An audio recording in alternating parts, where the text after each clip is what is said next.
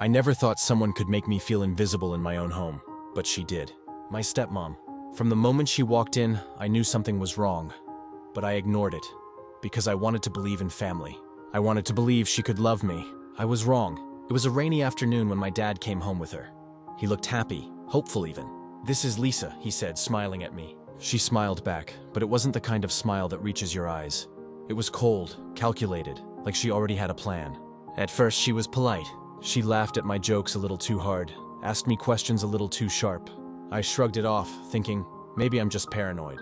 But the first warning came at dinner. She made a comment about my grades. "Oh, you actually got that score? I thought you were smarter than this." Everyone laughed except me. That night, I lay in bed staring at the ceiling, feeling like maybe I wasn't enough, like maybe I never would be. At first, it was subtle. She started turning my dad against me in small ways. "I'm just worried about him," she'd whisper. "He seems so stubborn lately. Don't you think he needs guidance?" And my dad, who had always been my hero, started looking at me differently. My opinions, my choices, even the way I dressed became a topic of her quiet critiques. And the worst part? I felt powerless to stop it. I felt like I was losing my own home, piece by piece. She would invite friends over and make snide remarks about me. "Does he really wear that?"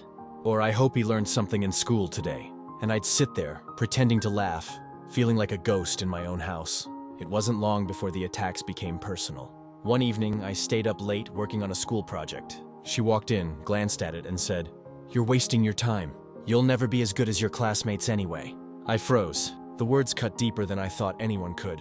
I went to my room and slammed the door, tears burning my eyes. That night, I realized she wasn't just mean. She was trying to break me. Then came the public humiliation. She started inviting my friends over and making jokes about me, saying things like, "Oh, he's still living in his little fantasy world."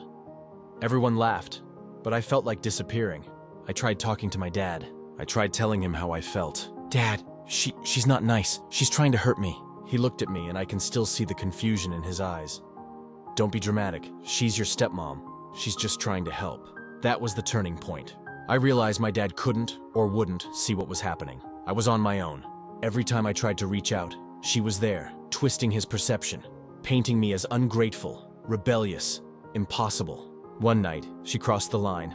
I had spent weeks preparing for a school competition, something I dreamed about since I was little.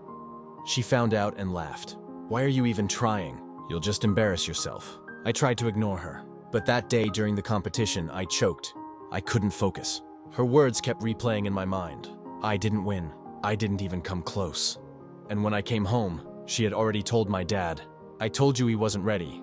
You should have listened." Something inside me broke that day. I hated that I let her words have so much power over me, but I didn't know how to fight back. The years went by, and every small victory in my life felt tainted. Every achievement reminded me of her. Every failure became a justification for her criticism. I started doubting myself, second-guessing my every move. She didn't just make my life hard, she reshaped who I was. Friends noticed, teachers noticed. I became quiet, withdrawn. I didn't trust easily, and I always felt like I had to prove myself, even to people who already cared about me.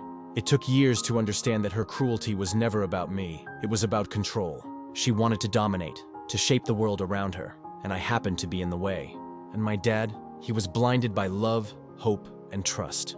Now I'm learning to rebuild, to trust myself again, to not let her define my worth. I've realized that the pain she caused me doesn't have to dictate my future. I can rise above it. So, to anyone watching this, if someone in your life makes you feel invisible, if someone tries to break your spirit, remember this: your life is yours. No one has the right to ruin it. And sometimes the hardest part of growing up isn't the world. It is the people who are supposed to protect you. Have you ever trusted someone who completely betrayed you? I have, and it nearly ruined me. But I survived, and now I'm stronger than ever.